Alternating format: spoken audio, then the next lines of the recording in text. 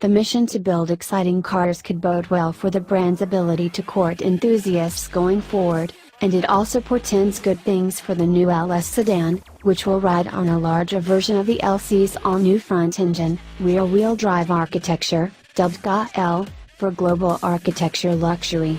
And the company promises an increased focus on dynamics across the lineup going forward, although that doesn't necessarily mean Lexus is aiming to be the most athletic in every segment. LC chief engineer Koji Sato is a former chassis engineer, so perhaps the high priority he places on steering isn't all that surprising. And he was utterly flabbergasted when we mentioned that other automakers, such as BMW, have told us that steering feedback has been deliberately diminished because that's what some customers want. Sato-san refers to the LC as a back-to-basics car. Much effort was expended to nail the fundamentals, and he and his team have mostly succeeded. The front suspension is a double ball joint, both upper and lower, multilink design very similar to Audi's latest, with a 5-link setup at the rear. The opposed-piston brake calipers on both axles do an excellent job of hauling the LC down from high speeds. There was much effort to reduce weight and lower the center of gravity. Engineers also cut mass at the extremities to diminish the polar moment of inertia for improved rotational response.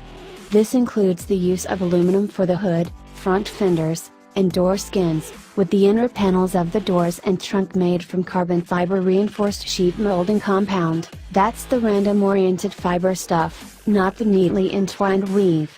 There's also an optional carbon fiber roof, with a weave. On the exterior, only the deep rear fenders are rendered in steel. Underneath, the front suspension is forged aluminum, and the front shock towers are cast aluminum. Still, the LC500 comes in at a rather heavy 4,300 pounds, according to Lexus, with the LC500H hybrid adding an additional 150. That roughly matches the slightly larger and less sophisticated V8-powered BMW 650i. And those pounds are also front-heavy, with a claimed 54-46% front-to-rear weight distribution for the V8 and 52-48 for the hybrid. Nevertheless, the LC feels live when pushed hard on the road. We've already mentioned the steering, and although its effort is on the light side at highway speeds, it imparts a natural confidence when hustling down wriggling roads.